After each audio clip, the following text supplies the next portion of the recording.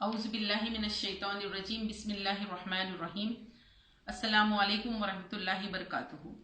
اللہ تعالیٰ قرآن میں فرماتے ہیں یا ایھا الذین آمنوا اطیعوا اللہ واطیعوا الرسول واولی الامر منکم، اے لوگو جو ایمان لائے ہو اطاعت کرو اللہ کی، اطاعت کرو اللہ کے رسول کی اور ان لوگوں کی جو تمہارے درمیان صاحب امر ہو۔ اور ایک جگہ قرآن میں فرمایا گیا وَمَن لَّمْ يَحْكَمْ بِمَا أَنزَلَ اللَّهُ فَأُولَٰئِكَ هُمُ الْكَافِرُونَ، جو کوئی اللہ کی نازل کردہ احکامات کے مطابق اپنے معاملات کا فیصلہ نہ کرے وہ کافر ہے۔ دوسری جگہ بولا گیا وہ ظالم ہے اور فاسق ہے۔ ان آیتوں کی روشنی میں بحیثیت مسلمان کے ہم سب پر یہ لازمی ہے، ضروری ہے کہ اللہ تعالیٰ نے جو قوانین ہمارے لیے نازل فرمائے ہیں اسی کے مطابق ہم اپنی زندگی میں فیصلے فرمائیں، اور ہم پر یہ ضروری ہے کہ ہم اپنی زندگی کے سارے امور پورے کے پورے شریعت اسلامی کے مطابق طے کریں۔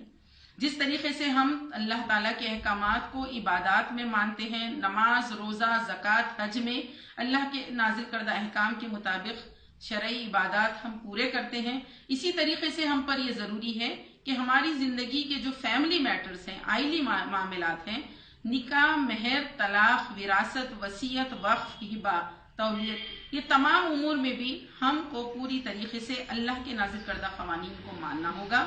یہ ہم پر لازمی ہے اور ضروری ہے۔ جو کوئی اس کا انکار کرے گا اور اس کے خلاف جائے گا، اللہ تعالیٰ قرآن میں فرماتے ہیں کہ وہ فسق اور گناہ میں اور کفر میں چلا گیا۔ اس طریقے سے ہمارے ملک ہندوستان میں جب سے ہمارا ملک آزاد ہوا ہے، جیسے تمام دوسرے مذاہب کو ان کے اپنے پرسنل لاز اور مذہبی قوانین پر عمل کرنے کی پوری آزادی ہے، اسی طریقے سے مسلمانوں کو بھی مسلم پرسنل لا کے مطابق اپنے زندگی کے معاملات کو حل کرنے کی پوری آزادی دی گئی ہے۔ گزشتہ 60 سالوں سے مسلمانان ہند مسلم پرسنل لا کے مطابق اپنی زندگی کے تمام امور طے کرتے آ رہے ہیں۔ گزشتہ چند سالوں سے جب سے بی جے پی حکومت آئی ہے، اقلیتوں کے حقوق پر ایک کے بعد ایک حملہ کیا جا رہا ہے، اور اب 6 مہینے سے طلاق ثلاثہ کا 3 طلاق کا مسئلہ اس طرح زور و شور سے اٹھایا جا رہا ہے، ایسا پیش کیا جا رہا ہے اور یہ ظاہر کرنے کی کوشش کی جا رہی ہے کہ طلاق ثلاثہ کی وجہ سے، 3 طلاق کی وجہ سے مسلمان عورت بہت زیادہ پریشان ہے، مظلوم ہے، گھر گھر طلاقیں ہو رہی ہیں، جس کی وجہ سے ان کے اندر انسیکیورٹی پیدا ہو رہی ہے، اور حکومت کا یہ دعویٰ ہے کہ ہم مسلم خواتین کی پریشانی کو دور کریں گے اور ان کی پریشانی کو دور کرنے کے لیے ہم طلاق کے قوانین کی ترمیم کریں گے۔ اس پروپیگنڈے میں ایسی کئی مسلم نام نہاد خواتین کو بھی استعمال کیا گیا، آندولنوں کو اور ویمن آرگنائزیشنز کو بھی استعمال کیا گیا، جو آگے بڑھ بڑھ کر یہ پیش کرتی جا رہی تھی میڈیا میں، ٹی وی چینلز اور ٹی وی ڈیبیٹس میں، کہ مسلمان خواتین پر بہت زیادہ ظلم اور زیادتی ہو رہی ہے۔ اور یہ ساری جو تحریک چلائی گئی ایک سوچی سمجھی سازش اور پہلے سے ایک پلان طے کر کے مسلمانوں کے اقلیتوں کے حقوق کو سلب کرنے کے لیے کیا گیا۔ حقیقت یہ ہے کہ اسلام میں مسلمان عورت کا بہت بلند اور باعزت مقام ہے۔ اسلام نے عورتوں کو مساوی حقوق دیے ہیں، ایکوالٹی ہے، ریسپیکٹ ہے، ڈگنیٹی، آنر ہے عورت کے لیے۔ اسلام میں مسلمان ماں کی عزت یہ بتائی گئی کہ ماں کے قدموں کے نیچے جنت بتائی گئی۔ بیویوں کے ساتھ اچھا سلوک کرنے کا حکم دیا گیا۔ قرآن میں حکم ہے وَعَاشِرُهُنَّ بِالْمَعْرُوفِ، اپنی عورتوں کے ساتھ اچھا سلوک کرو۔ بیٹیوں کی کفالت پرورش پر جنت کی ضمانت دی گئی، بہنوں کے ساتھ حسن سلوک کی تاکید کی گئی، بیواؤں کے ساتھ، یتیموں کے ساتھ، ہر سماج کے کمزور طبقے کے ساتھ اچھا سلوک اور حسن سلوک کی تعلیمات اسلام دیتا ہے۔ اسلام میں مرد کو عورت کا قوام بنایا گیا۔ الرجال قوامون علی النساء، مردوں کو ذمہ داری دی گئی کہ وہ اپنی عورتوں کی نگہداشت کریں، دیکھ بھال کریں، ان کی حفاظت کریں، ان کے خرچے کا پورا ذمہ دار مردوں کو بتایا گیا۔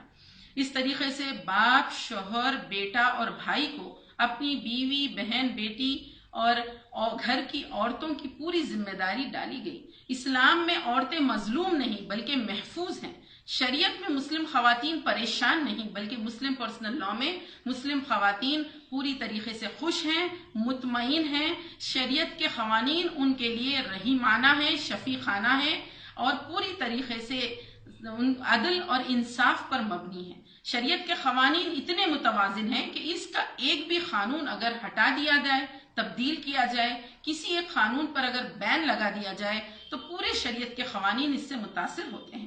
جس طریقے سے مردوں کو طلاق کا حق دیا گیا، عورتوں کو خلا کا حق دیا گیا ہے، اور مرد اور عورتوں کو دونوں کو اپنے اپنے حقوق اور ذمہ داریاں بتائی گئی ہیں، اس طریقے سے کہ نہ مرد کے ساتھ کوئی ظلم زیادتی ہو، نہ عورتوں کے ساتھ کوئی ظلم زیادتی ہو۔ اگر ہمارے ملک ہندوستان کا سماج کا اگر ہم جائزہ لیں، مسلم خواتین دوسرے تمام سماجوں میں رہنے والی خواتین کے بنسبت بہت زیادہ بااختیار، باعزت اور محفوظ زندگی گزار رہی ہیں۔ ہندوستانی سماج کی اس وقت صورتحال یہ ہے کہ ہندوستانی سماج میں عورتوں کا تحفظ ایک بڑا مسئلہ بنا ہوا ہے۔ عورتوں کے ساتھ ظلم، زیادتی، ریپ، مرڈر کے کیسز آئے دن اخباروں میں آ رہے ہیں۔ اسی کے ساتھ ساتھ رحم مادر میں بچیوں کا قتل ہونا، جہیز کے لیے عورتوں کے ساتھ ظلم اور زیادتی۔ سینسس فگرز اور ڈاٹاز ہمارے سامنے جو ہیں وہ یہ بتاتے ہیں کہ سال میں 26,000 عورتوں کو جہیز کے لیے مارا جاتا ہے یا پھر ان کو خودکشی کے لیے مجبور کیا جاتا ہے۔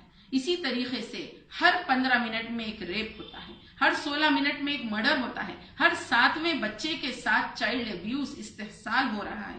ہمارے ملک ہندوستان میں چائلڈ میرجز 12 ملین ہوتے ہیں، اور اس میں 86% ہندوز ہیں، 11% مسلمان ہیں۔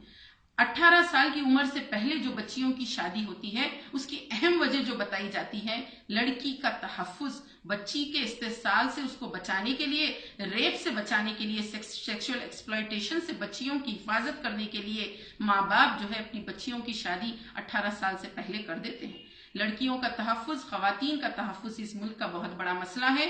اسی طریقے سے غربت ہے، معاشی بدحالی ہے، اور ساتھ ہی ساتھ یعنی تعلیم کی کمی، یہ تمام اہم مسئلوں سے توجہ ہٹا کر حکومت کی جانب سے کوشش یہ ہو رہی ہے کہ مسلم پرسنل لاء میں مداخلت کریں، اور کہا یہ جا رہا ہے کہ ہم مسلم خواتین کو برابر کے حقوق دیں گے۔ یہ صرف اور صرف ایک جھوٹ ہے اور پوری طریقے سے عوام کو گمراہ کرنے کی بات ہے۔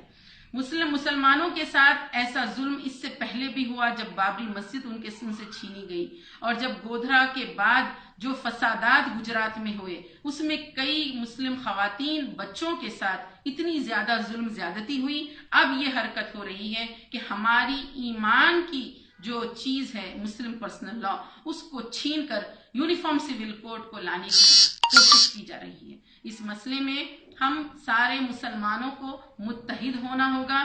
ضرورت اس بات کی ہے کہ پورے اتحاد اور اتفاق کے ساتھ تمام مسلمان متحد ہوں۔ All India Muslim personal law board تمام جماعتوں، مسلکوں، مکاتب فکر کا ایک متحدہ پلیٹ فارم ہے۔ All India Muslim personal law board اپنی بات سپریم کورٹ میں رکھ رہا ہے۔ ساتھ ہی ساتھ کئی ویمن آرگنائزیشنز بھی مسلم پرسنل لاء بورڈ کے ساتھ شامل ہوئی ہیں۔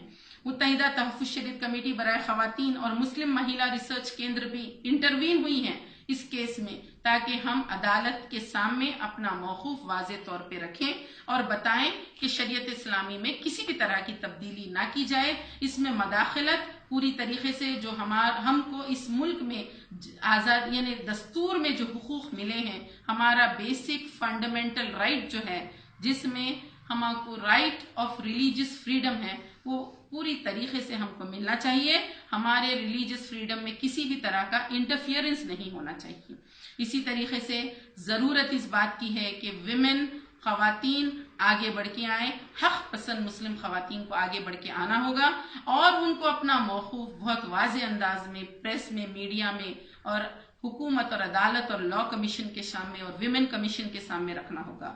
متحدہ تحفظ شدید کمیٹی کی جانب سے سگنیچر کیمپین چلایا جا رہا ہے، جس میں تمام خواتین کی دستخطیں لی جا رہی ہیں۔ اس میں آپ سب کا پارٹیسپیشن بہت زیادہ ضروری ہے۔ اسی کے ساتھ ساتھ مختلف شہروں میں، ریاستوں میں، گاؤں میں کانفرنسز رکھے جا رہے ہیں مسلم پرسنل لاء کے بچاؤ کے لیے، تحفظ شریعت کے لیے۔ اس میں خواتین کو زیادہ کثیر تعداد میں شرکت کرنی ہوگی اور اپنے ایمانی ملی ذمہ داری کو پوری طریقے سے ادا کرنا ہوگا۔ یہ وقت کا تقاضا ہے۔ اس میں آپ تمام بہنوں سے اپیل کی جاتی ہے کہ آگے بڑھ کے آئیں، پوری طریقے سے جمہوری پرامن طریقہ اختیار کریں، تاکہ اس ملک میں ہماری مسلم پرسنل لاء کا تحفظ ہو اور ہم جو ہے باعزت طریقے سے زندگی گزار سکیں۔ السلام علیکم ورحمۃ اللہ وبرکاتہ۔